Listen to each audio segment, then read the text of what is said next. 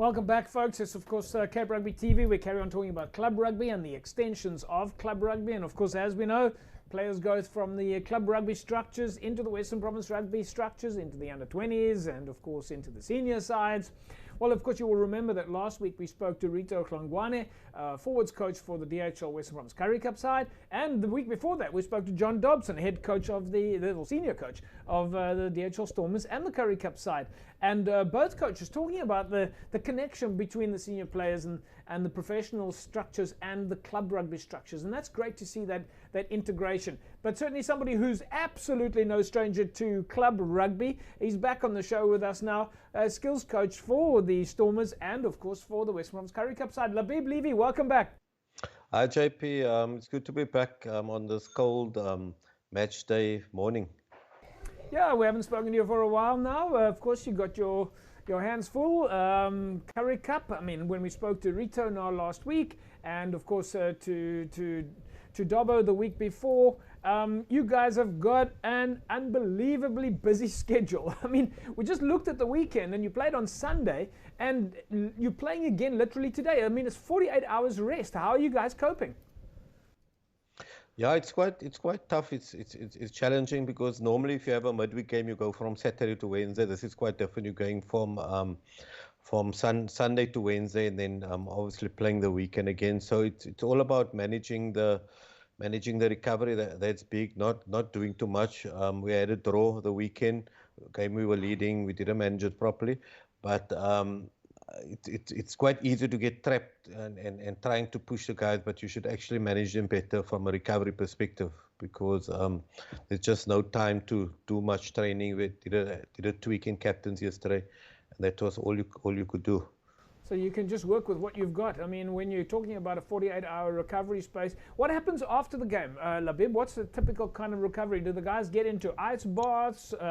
Do they start sleeping? Do they start strapping and physio? I mean, there's not much that you can do in 48 hours.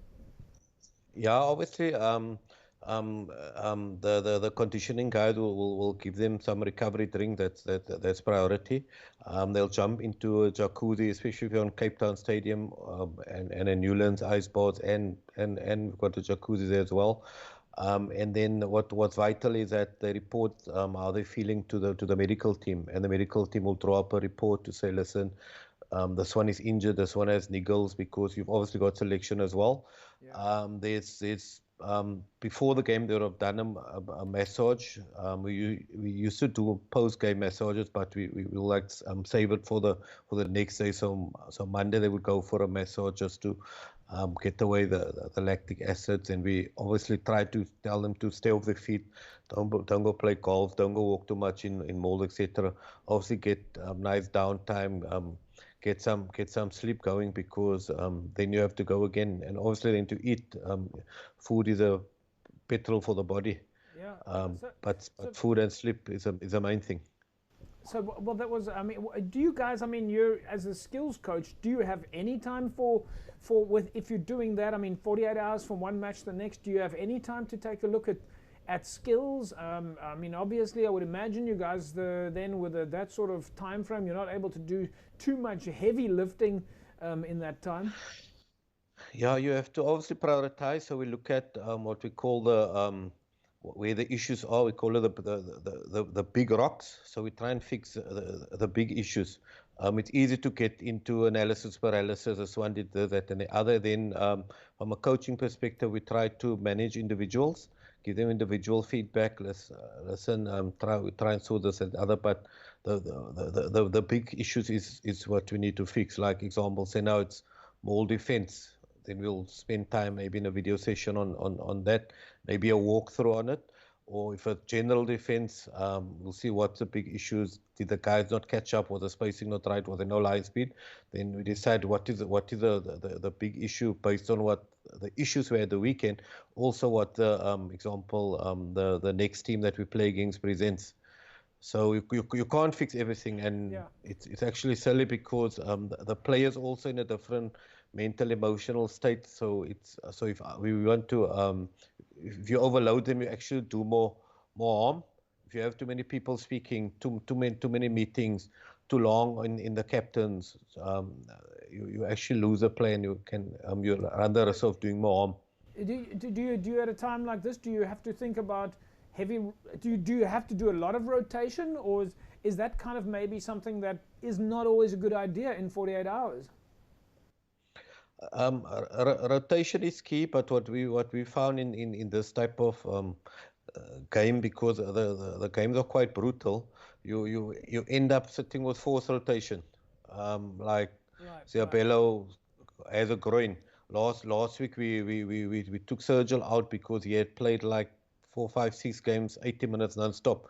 So he was looking tired. He was having niggles. He had tightness, which the conditioning team and medical team picked up. So it's almost like a forced rotation more often than not. And then you have guys who return back from injuries who you also want to manage and give game time. If you look at Warwick Haaland, last week we gave him basically 40, 50 minutes. This week only 60 because he came back from 2 major knee injuries. So we might have to cut down on him today in order for him to play more the next game. My other question was going to be, Sunday saw 80 points on the board. 80 points on the board means that there were, of course, a lot of points scored in the match on both sides.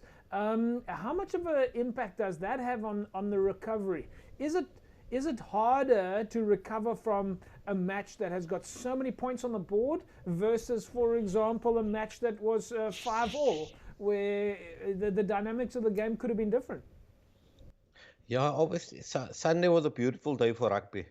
So both teams gave the ball more air, passed it more. Obviously from our side, they scored a few more tries against us, so that's quite physically draining because you're stopping the ball, then they may break away, then they come hard at you, so you make a lot of tackles. From a skills perspective, there was example the 10s passed more than usual, meaning there's more running in the game because 12 would have passed more, so it was less kick. But sometimes when you have a kicking game, then you're going to have a big line that's chasing us, putting pressure, and that also put its toll. So we've got our sports scientists that monitor and managers and gives feedback to us to see how many meters they got in the game compared to normal. So you normally find your centers they cover a lot of ground, 6-7 kilometers at times, because they're going up and down.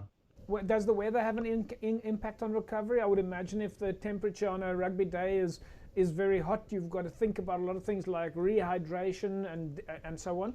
Or is that not the case, whether it's a rainy day or a hot summer's day? No, as you said, the hydration is very important on a hot day. Obviously, they perspire more. They need to take more fluids. Sometimes they don't take enough fluids because they say when you're thirsty, it's actually too late. So that does play a role. But the players also they fill in daily online forms or via the phone to say how they're feeling, and then that also generates a report for us to know what the state was. So they report how they slept, what niggles are, how they're feeling, etc., etc., and then that generates like an average score, which the conditioners and medical team discuss, and then decide. Listen, JP's had a hard week. Maybe we should pull him back a bit, either out of the game or from training. So when we do a double session, maybe only participate in the team session or in the split, so that again can get the detail right. So that happens weekly with majority of the players.